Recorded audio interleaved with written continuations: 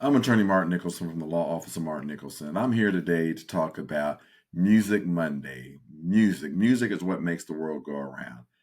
And we think about music and we think about your favorite song, my favorite song, their favorite song, his favorite song, her.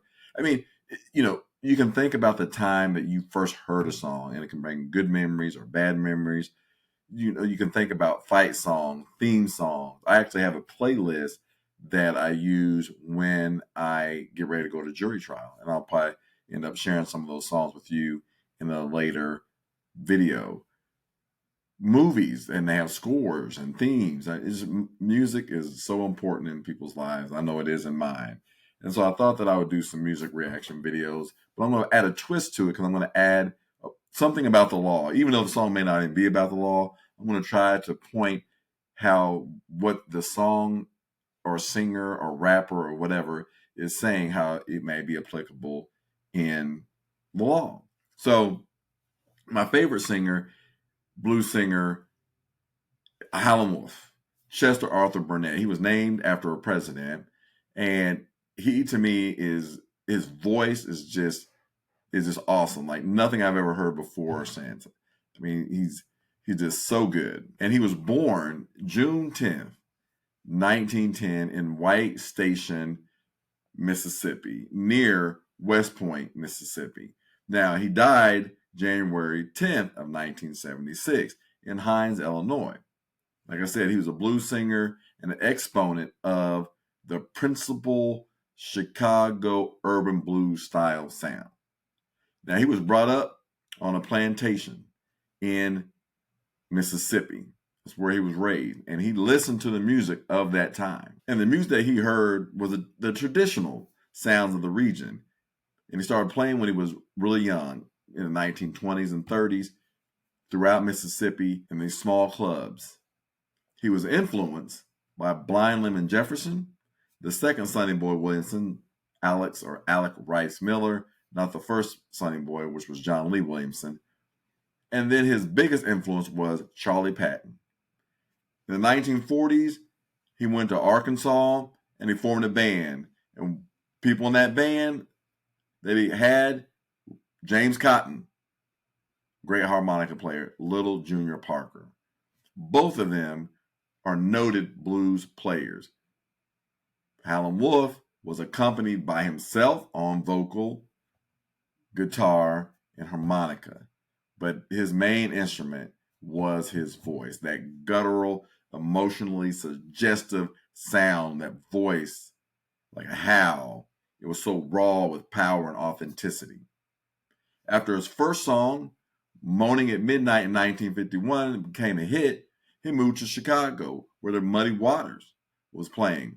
And they created basically this sound from the acoustic Delta, Mississippi Delta blues sound to the Chicago urban electrified, amplified sound that they played in Chicago, known as the Chicago blues style. He was known throughout the world, and one of the groups that listened to him, the Rolling Stones. Now, of course, they were named after a Muddy Waters song, Rolling Stone, but they idolized the Howlin' Wolf. And this song I'm getting ready to play is a song where they are being introduced by Rolling Stones, Mick Jagger and Brian Jones. It's an episode in May of 1965 of Shindig, and the song that he is singing is How Many More Years. Now let's take a listen. Hey, hold a second. Yeah, what I wanted to ask Mick, that Little Red Rooster, when you recorded it, where did you make it? Howling Jack Good. What? And now I want a serious answer to this question. No, in London. Where? Oh, you can't say that. No. But do you make some of your records in America? Yes. Where? Here in Hollywood? And Chicago.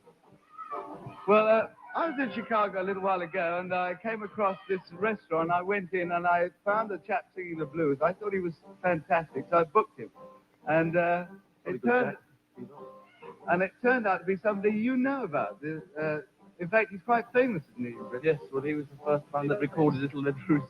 Was he? When did he? Tell us something about him, Brian.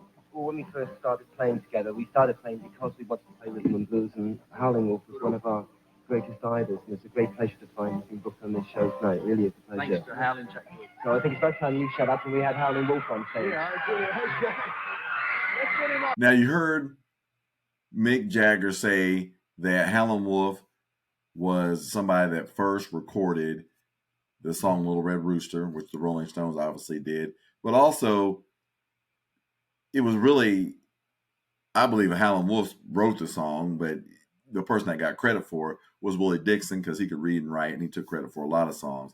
But the Rooster theme was all throughout the blues. But Willie Dixon is the person that got credit for it. Then you hear like Brian Jones say that, they idolized Howlin Wolf, but also it's about time for them to shut up so Howlin Wolf can come out and sing, and this is what he does. How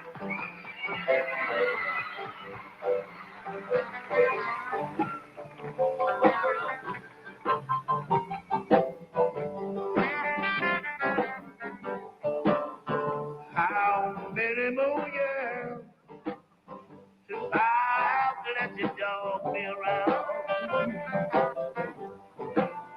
How many more years till I let you dog me around? Now, if you notice, he's saying, how many more years do I have to let you dog me around? Now, this is a domestic situation, the domestic dispute. How many more years do I have to let you dog me around? So somebody's dogging him around. I would rather be dead, leaving 6 days at the ground. Now he's saying he'd rather be dead, sleeping 6 feet in the ground. Now that's heavy. And he's pointing his finger like that person that is harassing him and dogging him out is right there in the audience, and he's pointing to him and letting him know.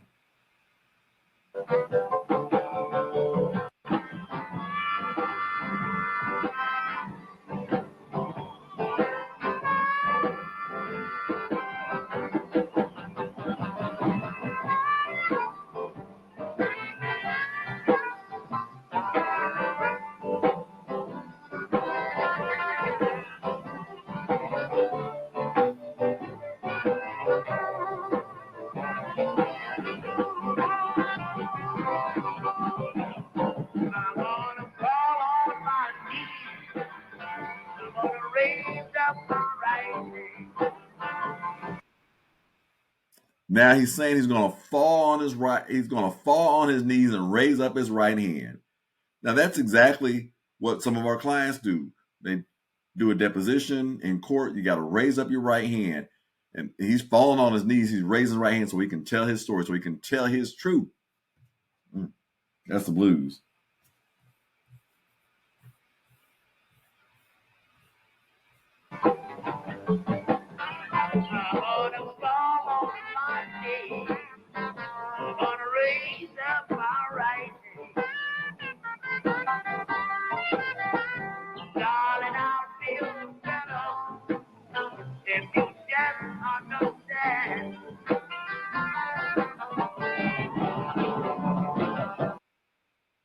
Now he said, darling, I'll feel much better if you would just understand.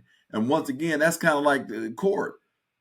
My clients, you feel much better if people would just understand when you're out there telling the truth that you're innocent, you didn't do this crime. And you would feel much better if the prosecutor or the judge, jury, if they would just hear you and say, oh, I understand. We're not filing charges. We're dismissing the case.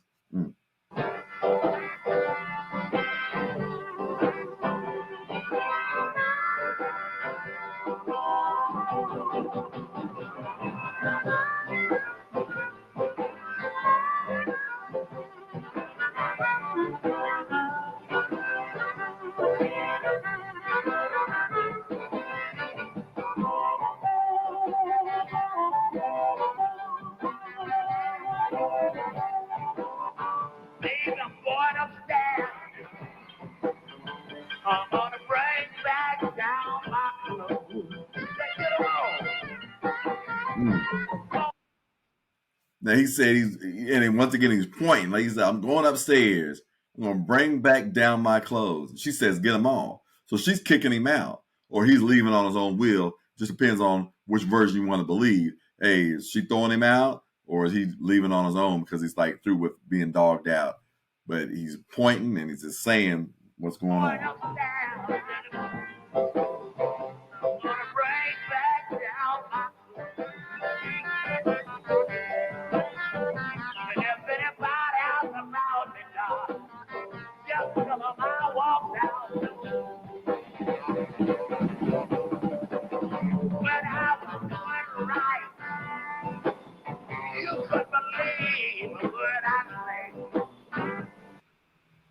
So he says, when I was doing right, you wouldn't believe a word I said. So I'm saying that's what happens. People think they're doing the right thing, that they're calling on their good conscience, their goodwill, and they're telling the police the truth, and the police still end up filing charge against them. Even when they're doing right, they don't believe a word they said. I found this to be so powerful that it's like, I want to do it again. I want to play this again. I mean, he's saying, when I was doing right, you couldn't believe a word I said. And he's pointing with so raw emotion. It's like, I think it's so powerful. Like, I want to play that part again. When I was doing right, you couldn't believe a word I said. When I'm doing right, you couldn't believe a word I said. You think I'm crazy, but I can't let you have your way.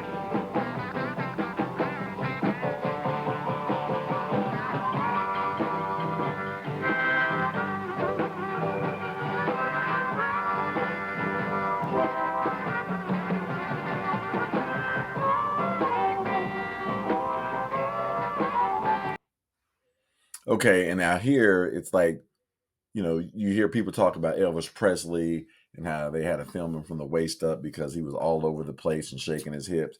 Here you have Howlin Wolf shaking his hips, and like this is so raw and unadulterated where the music just consumes him. Like it's just so powerful that he can't control himself. And you have people like Buddy Guy, moving, and just all kinds of blues players that were kind of wild on the stage.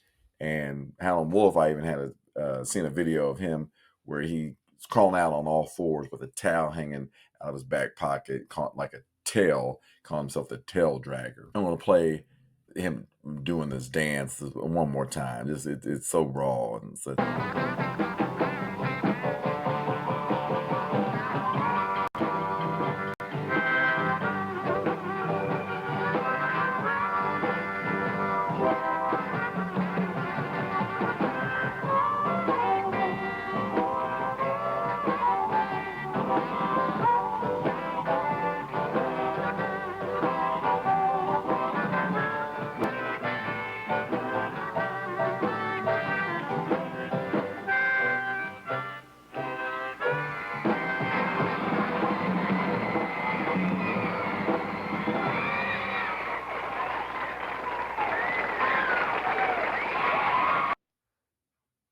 and then you'll see him look to the left and he looks to the right. It's like he's signaling to the band, hey, we're getting ready to wrap this up. And that's the Howlin Wolf, Chester Arthur Burnett. If you like this video, please like and subscribe, and feel free to leave some comments about some songs I can review. I want you to have a great week on your Music Monday. This is your Nicholson Nugget of the Day.